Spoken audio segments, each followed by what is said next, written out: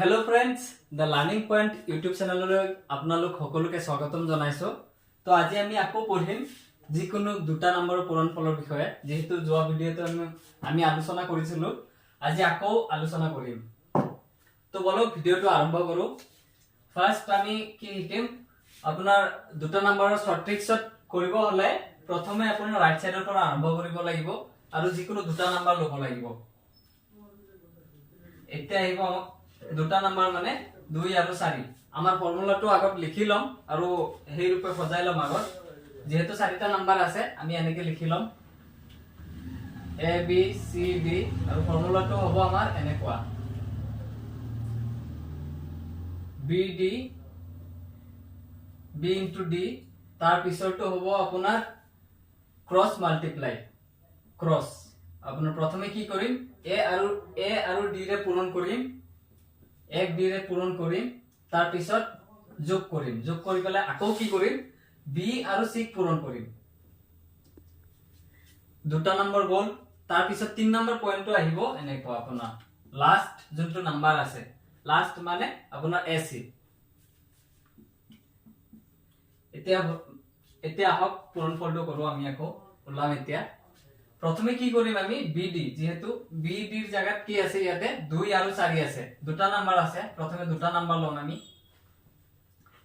2 4 গুণ 8। তাৰ পিছত কি হ'ব, ক্ৰস মাল্টিপ্লাই হ'ব আৰু যোগ হ'ব। 1 * 4 মানে 4, 2 * 1 মানে 1। 4 আৰু 2 ৰ যোগফল কিমান হ'ব, 6 হয়। আৰু লাষ্ট আপোনাৰ আহিব এই দুটা নাম্বাৰ, শেষৰ দুটা নাম্বাৰ 1 * 1 মানে 1। তো আমি কি কৰিলো, आंसर আহি যাব 168। মই আকৌ ৰিমাইন্ড কৰি দি আছো কেনেকৈ কৰিলো।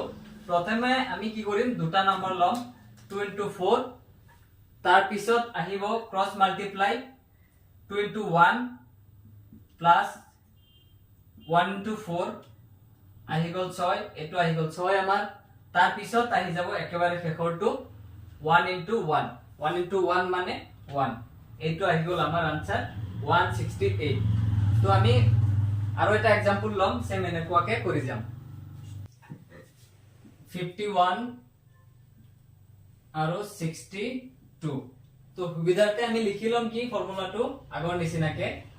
ইয়াতে আপোনালোকৰ সুবিধাৰ কাৰণে লিখি দিছো মই সৰুকে a b c d।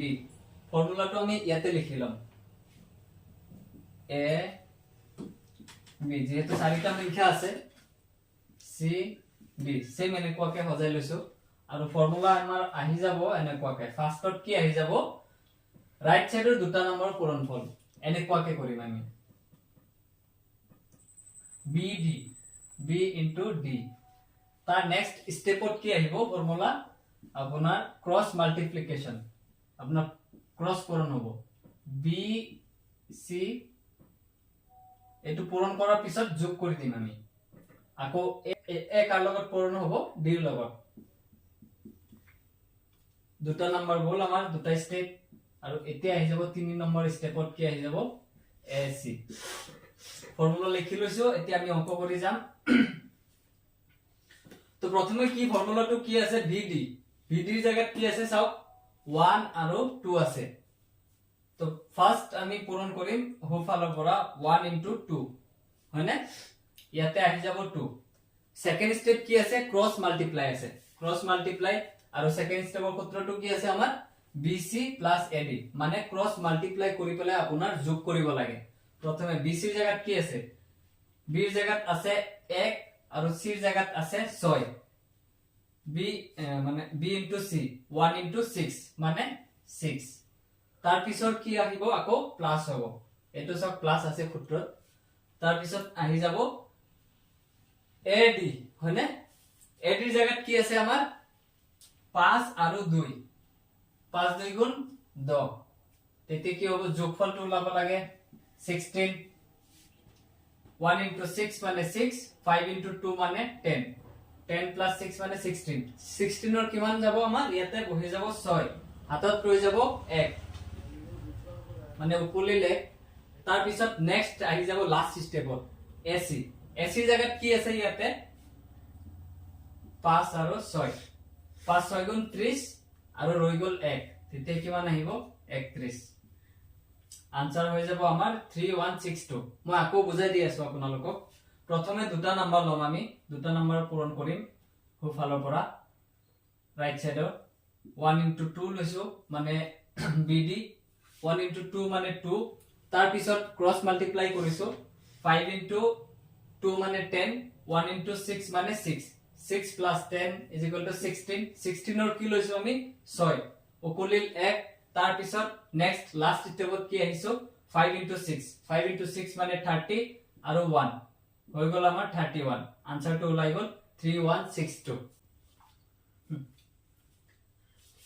তো আজি আমি ইমানতে সামৰিম যদি ভিডিওটো ভাল পায় তেতিয়া হলে আপোনালোকে লাইক কৰিব কমেন্ট কৰিব আৰু সাবস্ক্ৰাইবও কৰিব আৰু মই লাষ্টত আৰু এটা হোমৱৰ্ক দি যাম হোমৱৰ্ক মানে এটো আপোনালোকে কমেন্ট সেকশনত জনাব হোমৱৰ্ক বুলি নহয় যিকোনো দুটা নাম্বাৰ দিছো আপোনালোকক 13 আৰু 17